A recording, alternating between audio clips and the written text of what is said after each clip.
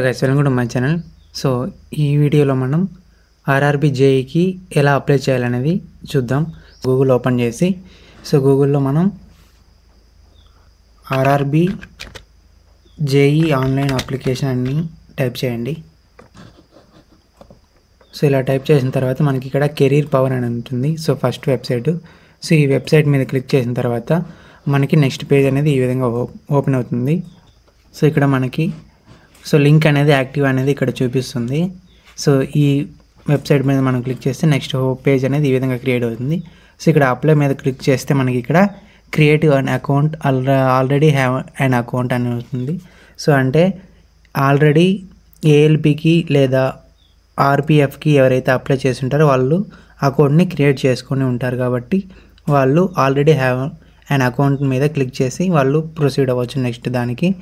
అలా కాకుండా first time only ఈ జేఈకి అప్లై చేస్తున్న వారైతే మనం క్రియేట్ అండ్ అకౌంట్ మీద క్లిక్ చేస్తే మనకి నెక్స్ట్ పేజ్ అనేది ఈ విధంగా ఓపెన్ అవుతుంది. ఇక్కడ మీరు చూసుకోవచ్చు.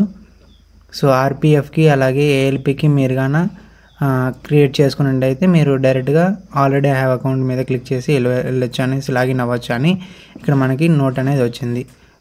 అలా కాకుండా దానికి ఎవరు అప్లై చేయకుండా ఉండి ఓన్లీ ఈ జేఈకి అప్లై చేయాల్సి ఉంటే వాళ్ళు దీని మీద క్లిక్ చేసుకొని ఇక్కడ మనం దీన్ని అంతా ఫిల్ చేసుకోవాలి.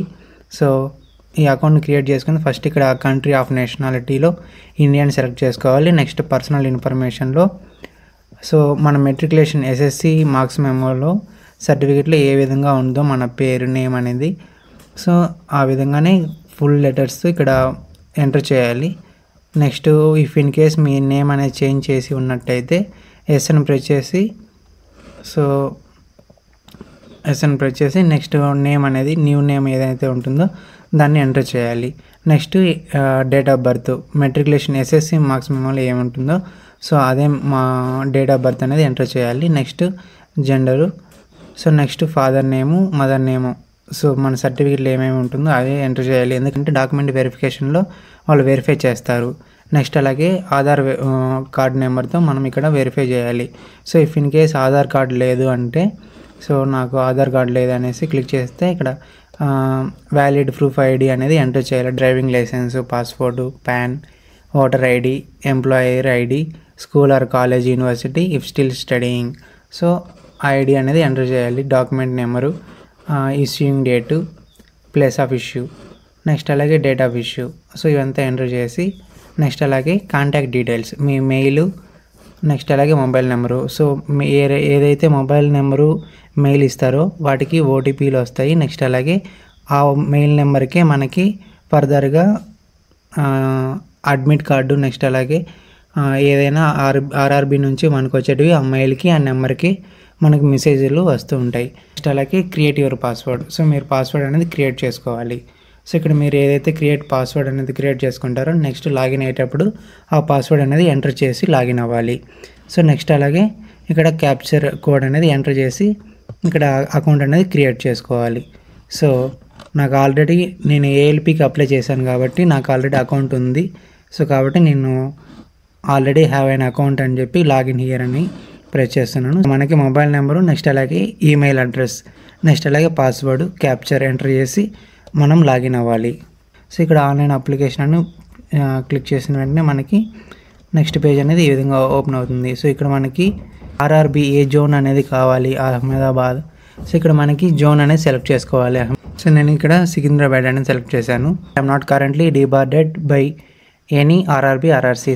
ఆర్ఆర్బి నుంచి డీబార్డ్ అవ్వలేదు అనేసి మనం ఇక్కడ క్లిక్ చేయాలి. నెక్స్ట్ ఇక్కడ సికింద్రాబాద్ క్లిక్ చేసిన తర్వాత మనము నెక్స్ట్ అనేది ప్రెస్ చేయాలి. నెక్స్ట్ అని ప్రెస్ చేసిన తర్వాత మనకి ఇక్కడ పర్సనల్ డీటెయిల్స్ అనేవి ఫిల్ చేయాలి. నేషనాలిటీ ఇండియా, నెక్స్ట్ అలాగే date of birth, age, next అలాగే 10th క్లాస్లో మన నేమ్ ఏ విధంగా ఉంటుందో అలాగే ఎంటర్ చేయాలి. నెక్స్ట్ అలాగే ఇక్కడ ఫాదర్ నేము, మదర్ నేము, నెక్స్ట్ అలాగే జెండర్ అనేది సెలెక్ట్ చేసుకోవాలి. మెయిల్ అడ్రస్ ఇవ్వాలి. ఇక్కడ ఏంటంటే ఒక్కసారి మెయిల్ అడ్రస్ ఏదైతే ఇస్తారో ఇప్పుడు నేను ఏఎల్పికి ఒక మెయిల్ ఇచ్చి నెక్స్ట్ అలాగే ఇప్పుడు ఆర్ఆర్బి జేఈకి అప్లై చేసేటప్పుడు వేరే మెయిల్ ఇవ్వాలనుకుంటే సేమ్ నెంబర్తో ఇవ్వకుండా వేరే నెంబర్తో మనం లాగిన్ అవ్వాలి. ఇఫ్ ఇన్ కేస్ ఒకే నెంబర్తో 2 మెయిల్ని మనం మెయింటైన్ చేస్తున్నా వేరే మెయిల్లో మనం వేరే మెయిల్ ఎంటర్ చేసి మనం ప్రీవియస్గా ఏదైతే ఫోన్ నెంబర్ యూజ్ చేసామో అదే ఫోన్ నెంబర్ ఇక్కడ మళ్ళీ యూజ్ చేసామంటే సో ఫోన్ నెంబర్ అనేది ఆల్రెడీ ఎగ్జిస్ట్ అయింది.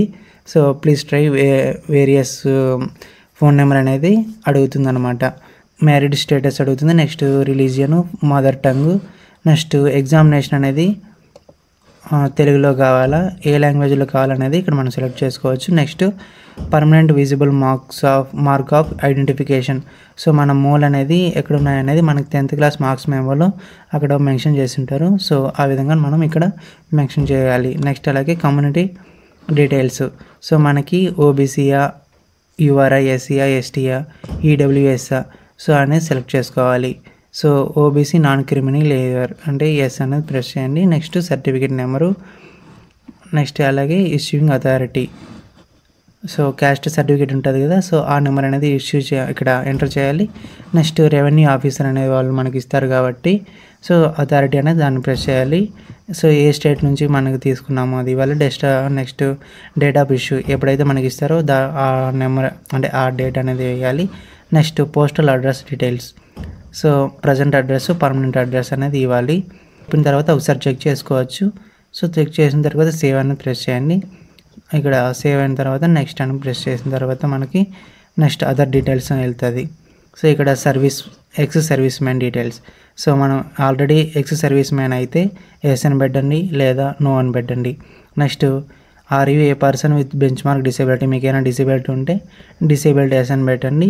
ఎస్ అని పెట్టితే మనకి సో డిసేబిలిటీ కేటగిరీ ఏంటి, సబ్ కేటగిరీ ఏంటి, పర్సంటేజ్ ఎంత ఉంది, నేచర్ ఆఫ్ డిసేబిలిటీ ఏంటి, సో సర్టిఫికేట్ నెంబర్ ఏదైతే ఇష్యూ చేసింటారో డాక్టరు సో ఆ సర్టిఫికేట్ నెంబర్ అనేది ఎంటర్ చేయాలి. నెక్స్ట్ అలాగే ఇష్యూయింగ్ డేట్ అనేది ఎంటర్ చేయాలి.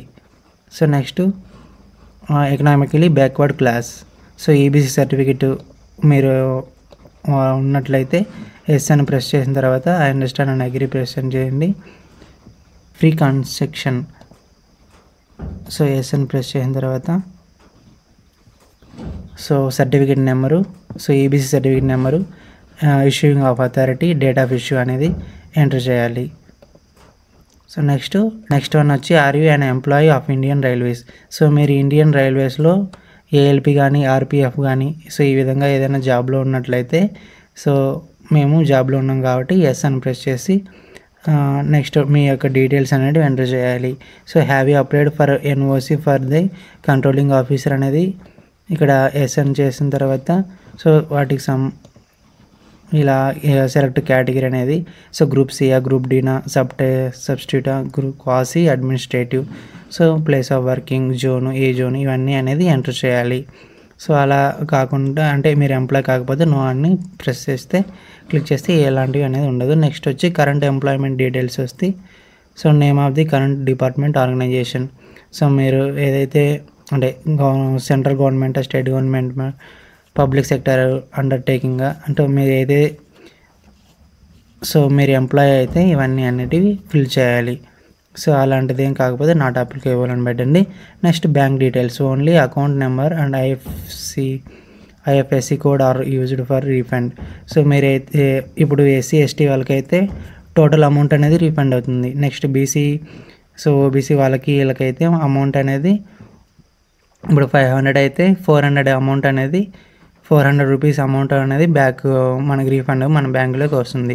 సో కాబట్టి name of the account holder, account number, so ఇక్కడ next IFSC code, name of the bank. First ఇక్కడ అకౌంట్ నెంబర్ వేస్తే నెక్స్ట్ కన్ఫర్మ్ అని ప్రెస్ చేస్తే సో ఇక్కడ ఆటోమేటిక్గా ఈ 3 అనేటివి జనరేట్ అయిపోతాయి. సో నెక్స్ట్ ఇవన్నీ ఫిల్ అయిపోయిన తర్వాత ఒకసారి చెక్ చేసుకోండి ప్రీవియస్గా దీనివి. నెక్స్ట్ ఓకే అన్నీ కరెక్ట్గా ఉన్నాయంటే సేవ్ అని ప్రెస్ చేసి నెక్స్ట్ అనేది క్లిక్ చేయండి. నెక్స్ట్ అని క్లిక్ చేసిన తర్వాత మనకి ఇక్కడ ఎడ్యుకేషన్ క్వాలిఫికేషన్ అడుగుతుంది. సో ఎస్ఎస్సి మార్క్స్ మేము అంటే ఎస్ఎస్సిలో మనకు రోల్ నెంబర్ ఏదైతే ఉంటుందో అది ఎంటర్ చేయాలి. నెక్స్ట్ అలాగే ఏ state, district, board, date of passing so అవన్నీ ఎంటర్ చేయాలి. Next to add your qualification select the qualification below and click add button. So add button మనం కనుక క్లిక్ చేస్తే మనకి ఇంకోటి క్వాలిఫికేషన్ అనేది యాడ్ చేసుకోవచ్చు.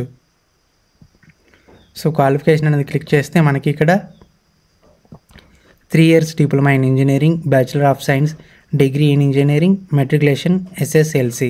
సో ఈ యొక్క కోర్సులో మీరు ఏదైతే కోర్సుకు చేసి ఉన్నారో సో ఆ కోర్సుని మనం సెలెక్ట్ చేసుకొని సో దాన్ని సెలెక్ట్ చేసుకోవాలి. నెక్స్ట్ ఇక్కడ డిసిప్లిన్, సో ఏ కేటగిరీలో మీరు చేస్తున్నారు, automobile engineering, civil, communication engineering, computer engineering, computer science and engineering, electrical engineering. So ఇవన్నీ ఉన్నాయి. సో ఇవన్నీ చూసుకొని మీరు ఏ డిపార్ట్మెంట్లో చేస్తున్నారో దాన్ని క్లిక్ చేసుకోవాలి. నెక్స్ట్ సబ్స్ట్రీమ్ ఏది అనేది క్లిక్ చేయాలి.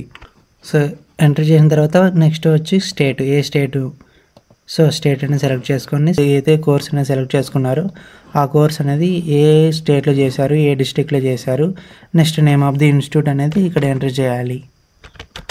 డేట్ ఆఫ్ పాసింగ్ అనేది ఇక్కడ ఎంటర్ చేయాలి. నెక్స్ట్ మళ్ళీ ఇంకా ఏదైనా క్వాలిఫికేషన్ ఉన్నట్లయితే యాడ్ అని ప్రెస్ చేయండి.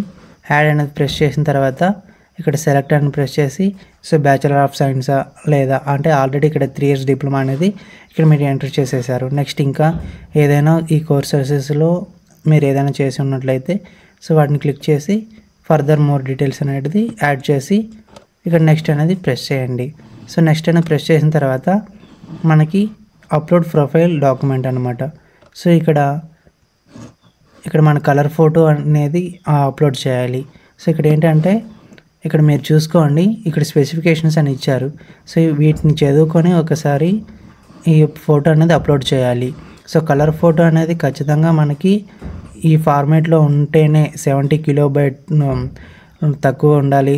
నెక్స్ట్ అలాగే 320 పిక్సెల్స్, 240 పిక్సెల్స్ ఈ కరెక్ట్గా జేపీజీ ఫార్మేట్లోనే ఉండాలి. సో ఇలా ఉంటేనే మాత్రమే ఇది యాక్సెప్ట్ అవుతుంది, అంటే అప్లోడ్ అవుతుంది, లేదా అదర్వైజ్ ఆ ఫోటో అనేది అప్లోడ్ అవ్వదు. సో ఇక్కడ మీరు చూసుకోవచ్చు sample of few rejectable photos. So ఈ విధంగా ఫొటోస్ ఉంటే రిజెక్ట్ చేస్తారు. సో ఇక్కడ చూడొచ్చు ఫోటో అంటే ఓన్లీ ఫేస్ మాత్రమే ఎక్కువగా ఉండి మిగతా షోల్డర్ అనేది కనబడకుండా ఉంటాయి. నెక్స్ట్ అలాగే మన ఫేస్ అనేది ఒక సైడ్కి వెళ్ళిపోయి స్పెట్స్ పెట్టుకొని నెక్స్ట్ అలాగే హెయిర్ స్టైల్ అంటే కొత్తగా నెక్స్ట్ బ్యాక్గ్రౌండ్ అనేది విచిత్రంగా ఉండి నెక్స్ట్ అలాగే బ్లర్ ఫోటో, బ్యాక్గ్రౌండ్ అనేది కలర్గా ఉండి నెక్స్ట్ అలాగే స్టైల్ కటింగ్ చేసుకొని అంటే ఇక్కడ చూడండి ఇదంతా ఇలా ఉంటే నెక్స్ట్ వన్ సైడ్ అంతా డార్క్నెస్ ఉండి ఒక పక్క అంతా లైటింగ్ ఉంటే ఈ విధంగా నెక్స్ట్ అలాగే హెల్మెట్ పెట్టుకొని సో ఈ విధంగా ఉంటే ఫోటో అనేది రిజెక్ట్ అవుతుంది. నెక్స్ట్ అలాగే సో ఫోటో అనేది ఈ ఫార్మేట్లో ఉంటే మనకి ఫోటో అనేది యాక్సెప్టబుల్ అని ఇక్కడ మనకి వాళ్ళు ఇచ్చారు. కరెక్ట్గా 70 KB కంటే తక్కువగా ఉంటేనే మన సిగ్నేచర్ అనేది కూడా ఓకే అవుతుంది. సో నెక్స్ట్ సేవ్ అని క్లిక్ చేసి నెక్స్ట్ అనేది క్లిక్ చేయండి. ప్లస్ ఐకాన్స్ ఉన్నాయి కదా, సో వాటిని క్లిక్ చేసుకుంటూ ఒక ఆర్డర్లో మనకి ఏవైతే ఆర్డర్లుగా కావాలో సో ఇక్కడ చూడండి select the interested zone. So zone వారీగా మనకి ఏవి కావాలో వాటిని సెలెక్ట్ చేసుకోవాలి. సో వాటిని సెలెక్ట్ చేసుకున్న తర్వాత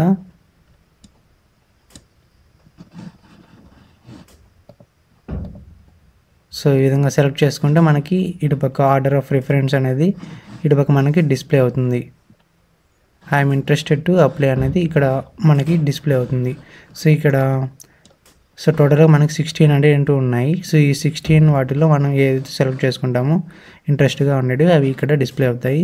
next I have extended and checked my order of post preference of the post as I'm interested to apply అనేది ఇది క్లిక్ చేసిన తర్వాత మనం select the eligible exam group. Okay, so మనం ఈ సెలెక్ట్ ఎలిజిబుల్ ఎగ్జామ్ గ్రూప్ అనేది select చేసుకోవాలి. ఇవన్నీ ఫిల్ చేసిన తర్వాత నెక్స్ట్ ఇక్కడ ఇది ఓకే నొక్కి ఇక్కడ మనం ఎక్కడి నుంచి అయితే అప్లై చేస్తున్నామో ఆ ఏరియా యొక్క ప్లేస్ అనేది ఇక్కడ ఎంటర్ చేయాలి.